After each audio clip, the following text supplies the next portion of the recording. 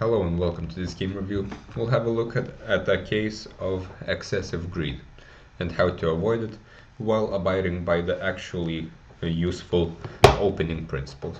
So we have the French defense, the advanced French, knight, queen b6. Generally, I would suggest knight c6, but this is of course similar.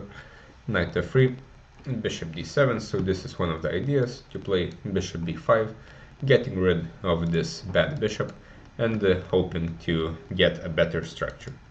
So white plays bishop e3, but this simply blunders two pawns, and black safely goes and takes it. I would suggest not taking such pawns so quickly, because you never know when the queen can be trapped. We should try to calculate a little bit. But okay, this is fine. Knight d2, queen c3, and generally white should really try to do something very active to compensate for his lack of two pawns. If he doesn't, then the game is over. So white takes. No, he doesn't take, but he should take on c5. But okay, queen e5, dc. And here, of course, we have to understand, firstly, black is a pawn up. Also, he has the better structure because this pawn is weak, this pawn is also weak, and black's structure is very compact and safe. But white does have a huge lead in development, so this is what white has going for him. In other words, long term black is winning, short term white is better, which means we have to develop as quick as possible. And here, for example, bishop a4 develops the bishop, improves it, also gives the knight a square on d7 to attack the weakness, or even to c6 to not block the bishop.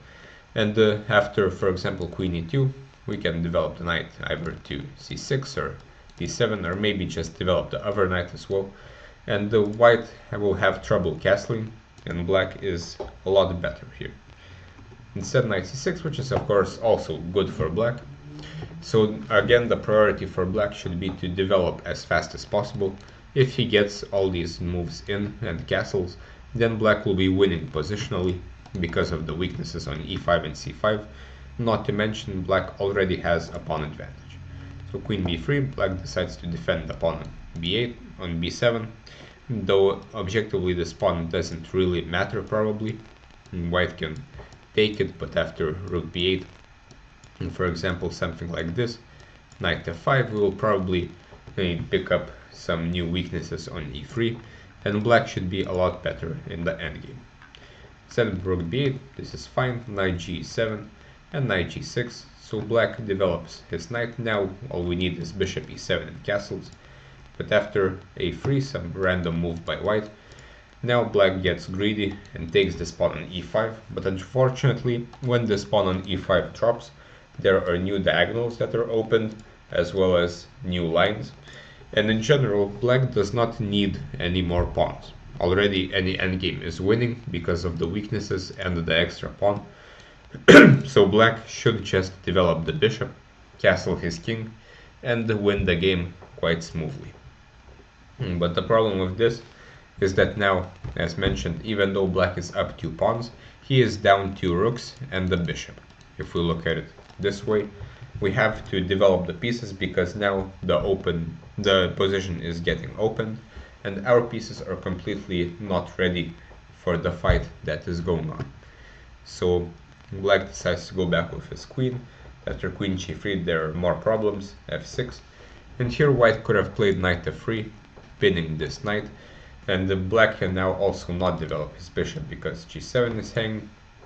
For example, if black takes with check, bishop f3, now e5 has to be played, but after rook fe1, we can take a look at this position. All of white's pieces are in the game, playing. Some sacrifice will soon happen, while we have no rook, and no bishop, and our king is stuck in the center. For all of these reasons, white is close to winning. So instead king h1, but this gives black enough time to settle the tension in the center with g5, and this will make white either take here and exchange queens, or go back passively, after which black has some time to develop. Instead, bishop c5, picking up another pawn, but unfortunately now the position is hopeless because g7 is falling, not to mention black has pinned himself here, and he is not defending here. So after queen g7, h8 is under attack, so the rook moves, and now white takes this pawn on h7, but even better was to just take the bishop on c5, for example, with b6, then even bishop h5 probably wins the game on the spot, getting rid of the bishop on c5, who is defending the rook on f8. And black is pinned on all fronts, none of his pieces are playing, they're all passive, and the extra two pawns don't really matter. So queen h7 instead, and queen d6.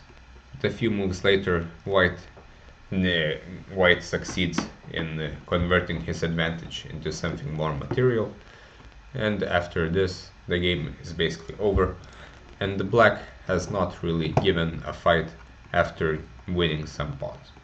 So the start was here. Black should understand his priorities, and his priorities are to castle as fast as possible, and long term he will win anyway because of the weaknesses and the extra pawn, but instead he got greedy, and a lot of problems arose because of the opening up of the position.